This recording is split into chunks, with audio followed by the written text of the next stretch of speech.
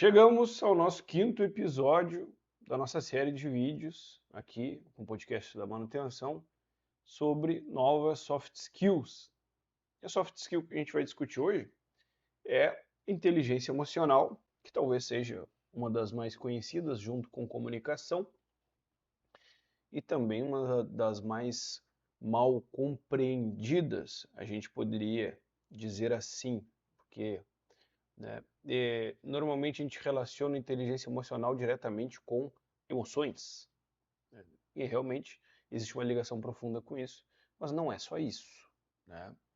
Então, a inteligência emocional não é algo tão novo assim, né? Mas ela é meio mal compreendida. E falar disso para vocês, que normalmente quem me acompanha aqui é engenheiro, é técnico, são pessoas que gestores também, né?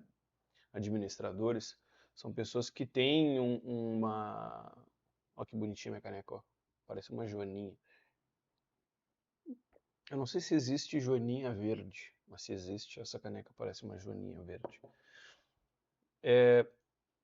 São pessoas técnicas, né? Pessoas mais focadas na área racional do negócio, né? Exatas, né?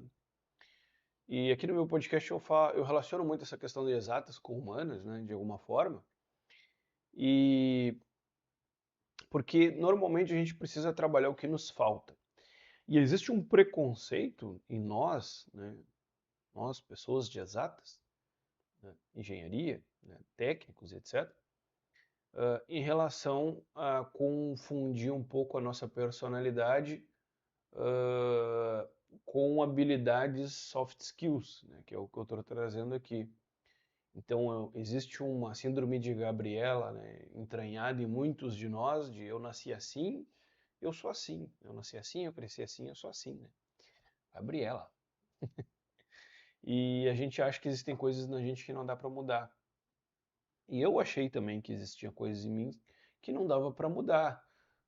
Por quê? Porque era parte de quem eu era, parte da minha personalidade. Só que é, eu descobri que dava para mudar, e descobrindo que dava para mudar, e tu precisava fazer um esforço para, né, conseguir mudar isso. Então, com o passar dos anos, eu consegui mudar um pouco minha comunicação, meu comportamento, a minha capacidade emocional, ela mudou. Não vou dizer que sim, mudou absurdamente. Bom, em alguns casos sim, mudou muito, outros não, né? Eu mudei minha comunicação, mudei minha percepção em relação a mim mesmo e aos outros, e isso foi um processo de aprendizagem e desenvolvimento de habilidade, né? Lembre-se da teoria dos 5 baldes. Então, por que é importante falar isso para pessoas como nós, né? Para a gente entender que tem coisas que dá para trabalhar e mudar. É que tem uma pessoa que eu sou muito esquentado. Isso aí não é tu não pode ter desenvolvido isso durante a tua criação, né? Tu pode ter vindo com isso, né? Mas entenda e acredite que dá para mudar, né? Eu sou muito estressado, eu tenho pavio curto e não sei o que, e etc, né? Tudo isso dá para trabalhar. É mais difícil do que aprender a medir com um paquímetro, calcular a resistência de uma viga, sim, eu acho que é, mas é necessário, né? Então, a inteligência emocional não é só saber fazer, né? Então, saber fazer, eu acredito que vocês saibam, né? Saber o trabalho de vocês, etc. Porque existe uma parte do nosso trabalho que ela é completamente desconectada do social em torno. Então, existe a parte funcional do trabalho, a parte social do trabalho, é o que eu já explorei várias vezes aqui no podcast, que você pesquisar aí, tu vai ver, né? Tem mais de 100 podcasts aí, então você vai entrar em contato com alguns conteúdos que exploram isso. Eu considero hoje um amadorismo profissional tu ser só bom na parte funcional do teu trabalho. Tu precisa desenvolver a parte social do teu trabalho. Essa é a minha opinião.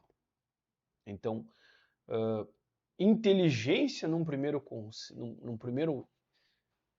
a inteligência ela foi entendida, né, por muito tempo como inteligência intelectual, né, no sentido de sendo medida pelo QI, a nossa capacidade racional. E as outras inteligências, elas ficavam meio que de fora do negócio, né? Então, antes de Daniel Goleman, que a gente vai falar aqui, que foi quem popularizou, né, a inteligência emocional, só que a inteligência emocional é uma coisa que existe antes de Daniel Goleman, mas foi ele que popularizou, e eu vou explicar um pouco disso. Se via inteligência e emoções de forma separada. Né? Então, inteligência, o teu QI é uma coisa, e é isso aí até hoje ainda, né? Se mede assim. Mas a parte emocional é outra coisa, né? Então, no começo do século XX, a inteligência era vista como cognição, raciocínio lógico e capacidade verbal. Então, tu consegue captar, né, a capacidade de cognição, raciocinar sobre isso, né, e expressar isso, a tua capacidade verbal. Inteligência e emoção eram coisas separadas. Então, as emoções elas eram tratadas como ruído, algo a ser controlado, não estudado. Né? A gente tem no segundo momento, né? Isso aqui a gente está falando do século XX, né? 1900 até 2000, até 1994, etc. 1900 não é bem no 1900, sei que tem um estudo de 1920 que toca nisso, mas a gente vai evoluindo aqui. Começou uma primeira amplificação da ideia de inteligência.